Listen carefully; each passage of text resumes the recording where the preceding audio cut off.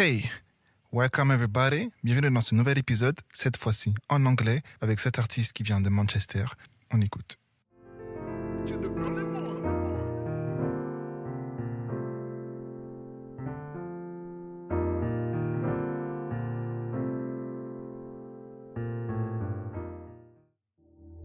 Manchester, my hometown, to London, which was the scariest transition of my life, but the best one at the same time. I feel like I needed the change, but Manchester has always been a place where I started my music career with these boys who have come along with me on this tour, which feels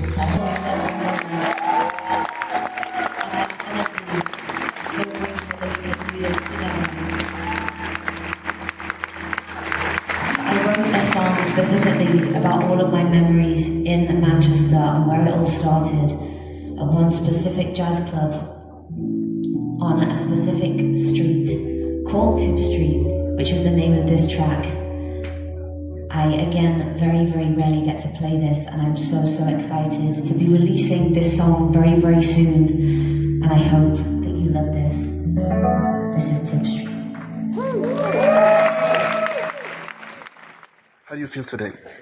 I feel really good. I Yes? feel really good. Yeah, I'm excited for tonight. Mm-hmm.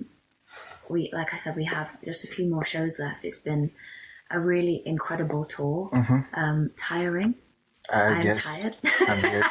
How many hours of sleep did you have? Oh, it was actually okay. Like last night I had a good amount. I had a good 7 hours sleep. So but you know when it's just very, because we perform at say 9:30. Yes. And then we do the merch after and all that kind of stuff. True. It's amazing to meet everybody after the show, and just in general the shows are incredible. But yeah, it does get quite tiring. But that's all part of the job. I think understand. that you know, we've done, is it 2.5 weeks? So yeah, it's kind of like we're getting to the end of it now, so it feels like intense. Yeah, and I think it's more because we do a lot of the travelling as well. So every day we're travelling, getting from place to place, which is always tiring as well. But I generally feel great, and I'm so happy with how this tour has gone, and the people turning up, and even the amount of merch that we've managed to sell has been just incredible. And everybody's been so nice, so it's been all worthwhile. Plus, you really have a good and healthy community that supports what you do, really responsive, reactive to your new music every now and then. So I can understand. This is your first tour as a headline performance? Yes. And how much different is it from, I don't know, maybe last year, from the festivals tour? I think it's quite a lot more intense, but in the best way possible, because I think when you're doing a tour and, you know, being from the UK, you don't know what goes on in other countries or how your music responds. So to have the amount of people that we have come to the shows and to feel that community, you can really feel that, and people coming back from those festivals to come and see me on tour again, and you feel like you've got that community surrounding you that makes everything feel worthwhile. Everything feels like, okay, we're definitely moving in the right direction. More and more people are coming to see the shows, and not only that, they're coming back to see the shows, so that feels really special. We're going to celebrate tonight. We're going to party tonight, because this, as I said, is my first ever European tour, and this has been the most incredible time of my life, and it makes me so happy to see this many faces in the room. You have no idea how much this means to me. That's facts, because Lehana, just there, she discovered you on festival at Jazz Vienne. Okay. She wanted to come for Michael Kiwanuka, because she's a fan and she wanted to take pictures. And so she discovered you, and she saw that you were coming in our hometown, Lyon. So she said, yeah, let's go there once again. And so that's amazing. Facts. That's from shows to shows. Yeah, that's amazing. So just so you know. And one last thing about this festival at Jazz Vienne, that was the first time I could see you perform live. We had that little chit chat about performance and acoustic, and you really blew my mind. Sorry, when you performed the Feeling Good cover.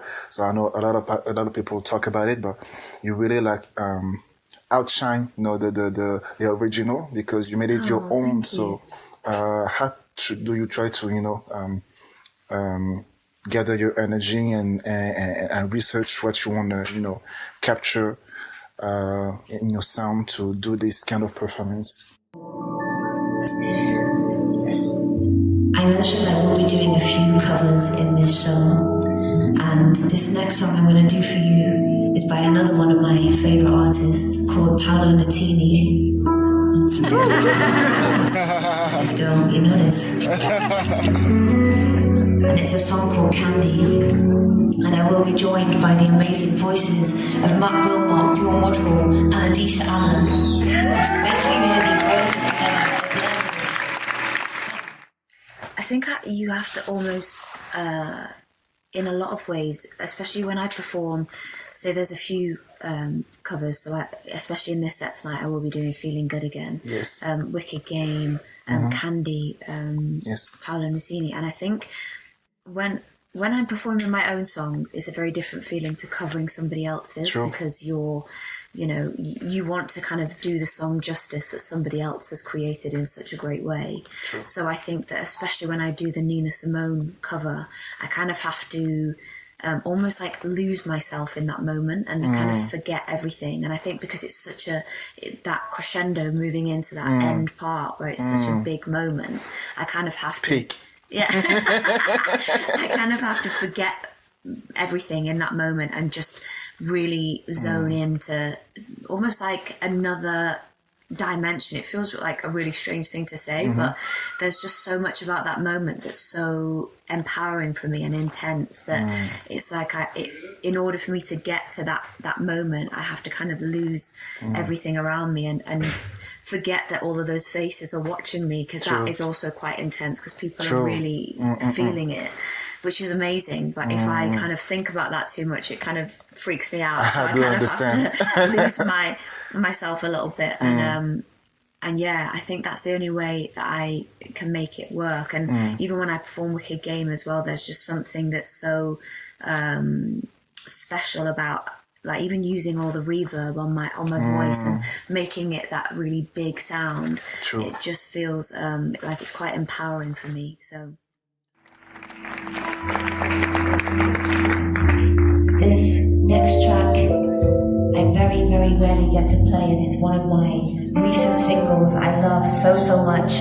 We're going to give you a little exclusive tonight with my band for this song. It is called Shoot You Dead. Let's do this. What song in your originals from the Apothecary gives you that same feeling? I'd probably say my latest single, Love Bites Back. I think it's very different to anything I've kind of put out there before, but there's something that feels, again, very empowering when I perform it. And it's I guess it's more upbeat, it's more up-tempo, and not something that I would naturally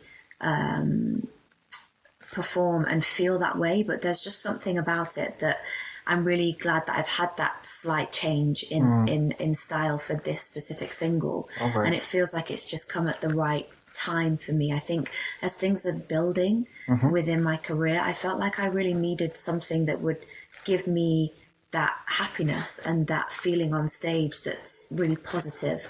Cool. So yeah, I think it's Love Bites Back. All right. I love this song as well as Shoot You Dead. Yeah, Shoot You Dead is another one. Yeah. And I think that's another song that, I did write that song very quickly, but I'd had that melody in my head for weeks.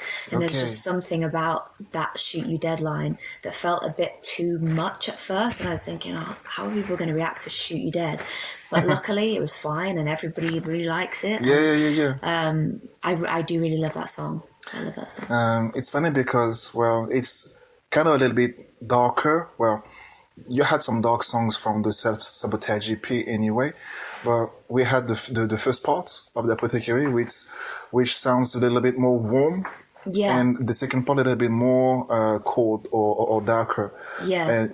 made me remind of the singer Her. I don't know if you... Oh, yeah. Yeah? Love. Because she started off her career the same with a part 1 and a part 2, volume 1, volume 2, for a self-titled EP, Her. And there was a warm part and a cold part. Yeah. So that was kind of interesting for the same topics. So was it intentional to do this way? Yeah, and I think moving into this EP especially, we kind of did mix up the genres a little bit, because I think when it came to Self-Sabotage, it was very much jazz, soul influence, and I think there was something about my career and where I wanted to take it to just explore a little bit and just still keep in those jazz and soul elements, but just explore that more pop sound and just see how it fit with where the project was at and how I felt on stage performing it. And I think as much as I have loved kind of delving into that pop sound, I think that I'm definitely ready, even when it comes to what I'm writing now and what I'm preparing for. We've kind of stripped it back a bit, I guess, and made it feel more of the jazz and the soul sound. Because as much as I love the pop stuff, and especially for where my brain was at when I wrote this music, it felt like it was the right time to do it. It's a bit like Love Bites Back. It's very pop influenced, but when I wrote it, it felt like it was the right moment and the right time to write and even perform it now.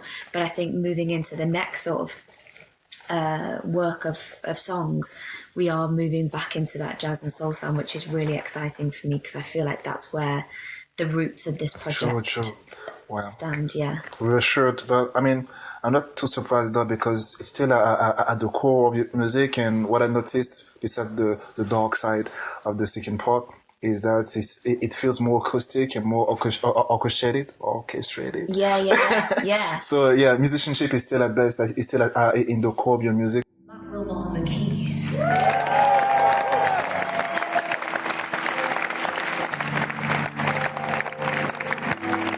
Amazing. Matt Lawton on the bass.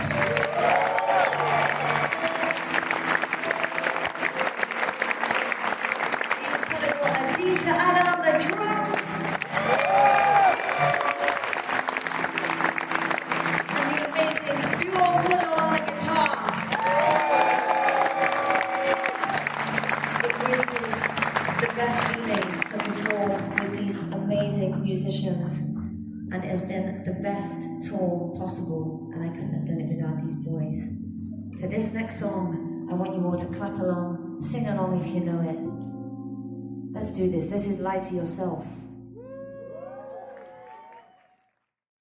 Yeah. It still shows. I mean. Yeah, well, that's great, because I think I definitely wanted to make sure of that. Yes. But I think we kind of used a different producer for this second EP. And there were quite a few different changes that I've loved, and I'm so happy that I've done it. Great. And I think that there are elements of this EP that I will take into the next, but I do really love to have a band in a room recording and hopefully making an album soon. That's my dream. I mean, I wish you the best for this. I wish you the best for this. Thank you very much. I mean, I could stay here for so long and talk about Callum Scott or your journey in France or in Germany, but take some good rest. Thank you. And we'll be here for giving some supports. Amazing. Maybe one last word about the opening act. Do you know some about the Noir? Yeah. So what's the connection and what can you tell about it? So he supported me on my, so I have obviously done a small French tour in 2024, and he supported me at La Cigale in Paris, and he was incredible. And we stayed in touch, and he was very happy to be in support on the French leg of the tour. So I'm so happy that he can be joining me. It's really, really special to have him. A nice crew, like really stick together. That's beautiful. Yeah. Well, I think we're done. Thank you very much, Lusaint. Thank you so much. That was great. That was great.